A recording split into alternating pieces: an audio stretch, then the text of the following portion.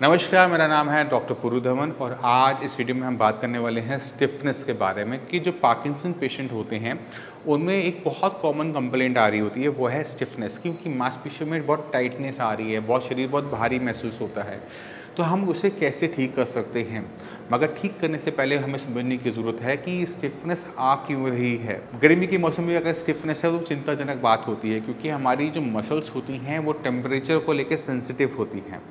अगर आप ठंड में जाते हैं तो हम क्या देखते हैं कि हमारी मांसपेशियाँ टाइट हो जाती है, हर किसी की टाइट हो जाती है, सिर्फ एक पाकिस्तान पेशेंट की नहीं, हर किसी की टाइट हो जाती है। हम थोड़ा सा अकड़ के बैठते हैं। गर्मी के मौसम में हमारी मांसपेशियाँ थोड़ी सी ढीली हो जाती हैं, लगता है कि शरीर गिर रहा है।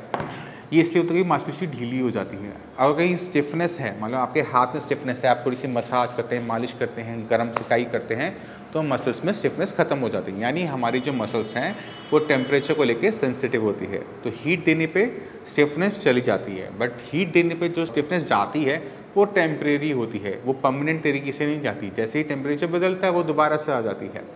ये स्टिफनेस इसलिए आ रही होती है क्योंकि ब्रेन के अंदर जो न्यूरॉन सेल्स हैं, जहाँ पर नुकसान चल रहा है, ब्रेन का कंट्रोल हमारी मसल्स से ख़त्म हो रहा होता है। तो हमें मसल्स को मूव करने में परेशानी होती है, ट्रेमर्स आते हैं, हाथ पैर हिलते रहते हैं। तो जैसे जैसे ब्रेन का कंट्रोल मसल्स से जाता है, क्योंकि न्यूरॉन सेल्स मर रहे हैं, तो होता ये है कि हमारी मसल्स के जो कुछ फाइबर जहाँ से कंट्रोल गया, छोटी छोटी मसल्स जो होती हैं उन पे कंट्रोल जाने पर मसल्स अपने डिफेंसिव पोजीशन में जाती है। अभी डिफेंसिव पोजीशन क्या है? वो अंदर की तरफ, बॉडी के अंदर की तरफ आना पसंद करेंगे। क्यों? क्योंकि अगर आपका हाथ बाहर की तरफ खुला हुआ है और इस पर आपका कंट्रोल नहीं है, आपका हाथ कहीं अटक जाता है, तो पेशेंट के गिरने के चांसेस होते हैं। तो ब्रेन क्या करता है, जब भी उसका कंट्रोल किसी मसल्स पर जाता है तो मसल्स अपने डिफेंसिव पोजीशन मतलब टाइट होकर बंद होना पसंद करती है और हमारा हाथ पैर में थोड़ी सी स्टिफनेस अंदर की तरफ महसूस होती है कि हमारा हाथ पैर टाइट हो रहे हैं। अब इसे अगर हम ठीक करना चाहते हैं तो हमारे पास दो ऑप्शन बन जाते हैं। या तो हम इसे ब्रेन से ठीक करें कि ब्रेन की कनेक्टिविटी इस तरह से बनाए रखें कि स्टिफनेस ना बढ़े। उसके लिए हमें थोड़ा सा मेडिसिन को यूज़ करना पड़ता है। तो जो हम अपने श्यास से सारे पेशेंट्स को, सारे पार्किंसन पेशेंट को बाय डिफ़ॉल्ट ही दे देते हैं, क्योंकि वो हेल्प करता है स्टिफनेस को दूर करने में। स्टिफनेस ना आए, मसल्स में थोड़ी सी पावर भी देता है, तो हम वो हर पेशेंट को दे रहे हैं।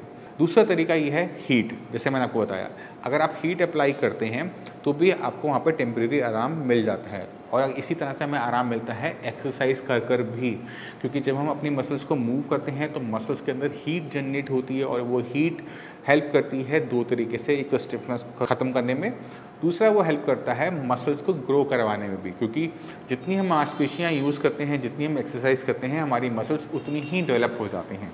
तो ये सिंपल से तरीके दो होते हैं जिसकी हेल्प से हम अपनी बॉडी के अंदर स्टिफनेस को ख़त्म कर सकते हैं अगर पेशेंट को पार्किंसन है तो मैं उम्मीद करता हूँ इन दोनों ही तरीकों को आप यूज़ करेंगे, ट्राई करने की कोशिश करेंगे। स्टिफनेस को दूर करने के लिए आप ऑयल का भी यूज़ कर सकते हैं। तो आप कोई भी ऑयल ले लीजिए, सिवाय नारियल तेल के लिए आप तिल का तेल लीजिए, सरसों का तेल लीजिए, उसे थोड़ा सा गर्म कर लीजिए, उसमें थोड़ा सा नमक ऐड करने का मन है आप नमक ऐड कर लीजिए और उसके बाद अच्छे से मालिश कीजिए। श्यास में सारे पेशेंट्स को ऑयल नहीं दिया जाता। अगर आपको स्टिफनेस लग रही है तो जो डॉक्टर आपसे बात कर रहा है उनको बोलकर आप न्यूरो एम ऑयल रिक्वेस्ट कर सकते हैं कि मुझे स्टिफनेस है, मुझे थोड़ा सा मसाज वाला ऑयल आप रख देना, तो वो आपको वो भी दे देंगे।